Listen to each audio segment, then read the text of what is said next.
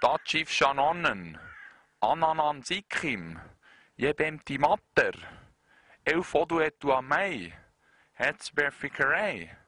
So redet die heutige Jugend in der Schweiz und es wird immer wie schlimmer. Sie nennen das sozusagen Strassenslang und tun sich nachher gegenseitig dissen. Wir sind aber hier in der Schweiz und nicht etwa zu Bagdad. Dort geht man anders mit Fluchwörtern um. Wer hat jetzt das schon wieder gesagt? Irgend so ein Mörgeli, glaube ich. Item. Jetzt gehen wir auf die Strasse und fragen ein paar Passanten und testen das. Sorry schnell. Was ist? Was willst du? Ja, wir haben nur ein paar Fragen und so. Das Interview schnell, ist gut?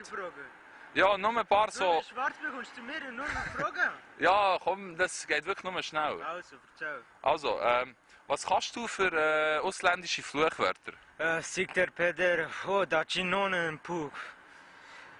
Podanaye, ja, ich habe viel gesprochen, weißt du. Aha. Und von wem hast du das gelernt?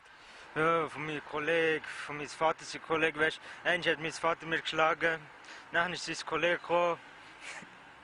Er hat, weißt du, er ist Türk, er hat auch Sikterlein, Schlein, Mann. Nachher, ja, von Grennen und aus. Harte Kindheit, weißt du. Ja, und wer ist dein politisches Idol? Ja, du kennst ja den aus Amerika, der Arnold Schwarzenegger.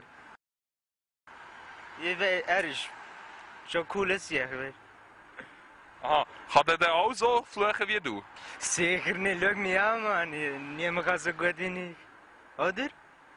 Aber wieso sagt man denn nicht zum Beispiel, du bist doch ein Gegu, Heiland Töpfi unter dir, Siebensiech, Pimpernüssler, Habasch, du siehst aus wie ein Kalb. Ja, das sagt man erst, wenn man einen Schweizer Pass hat oder wenn man sich integriert hat. Richtig. Merci, gell? Mach's gut. Also,